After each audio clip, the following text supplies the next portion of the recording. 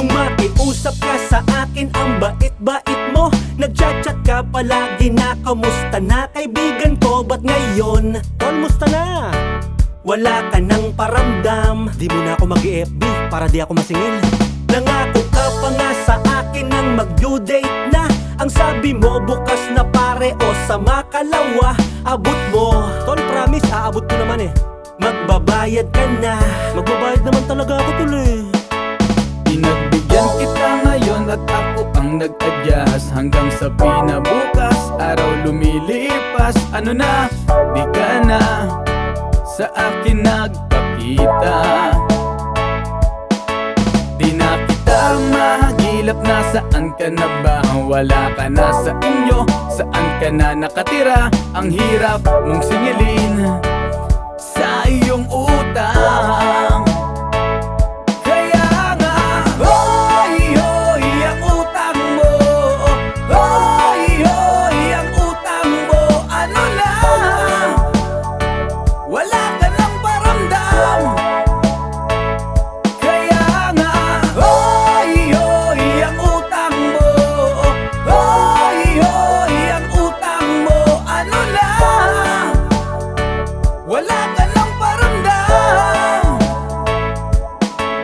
Kapag sinisingil ka na, ikaw pa itong galit. Di mo man lang naisip nung nangutang ka't nagipit. Sa'kin ka, tol, pautang naman ako.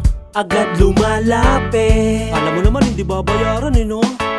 Di kita pinaghindian kasi kailangan mo.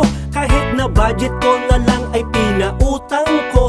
Kasi nga, tol, last money ko na to eh. Nakiusap ka, pero papautangin pa rin kita. Pinagbigyan kita ngayon at ako ang nag-adjust. Hanggang sa pinabukas, araw lumilipas. Ano na, di ka na sa akin nagpakita.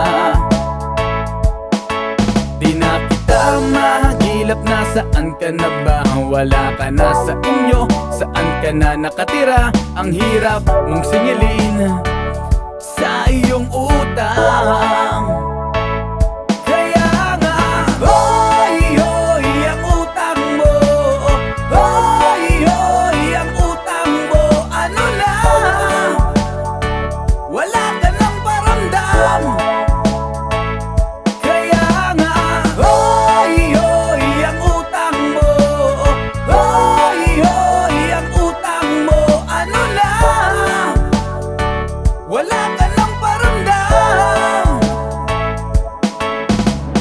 Dami kong tawag at mga text, tapos sa post mo puro pa flex. May bagong iPhone, ropa, wow. Pero sa utang bayad ka na ba?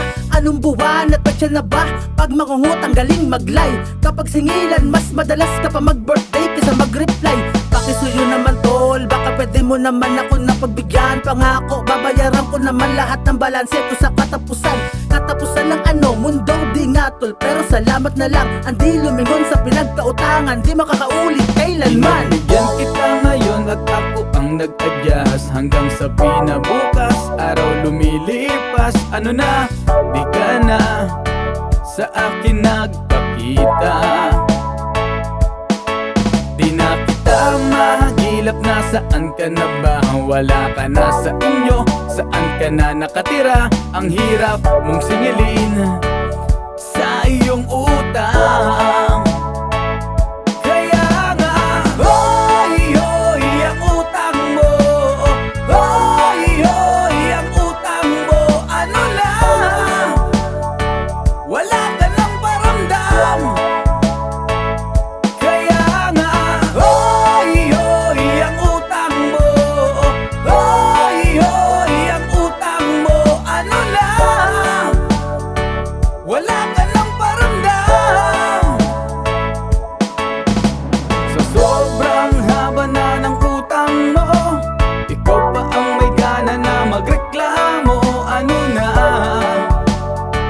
Wala ka pang paramdam.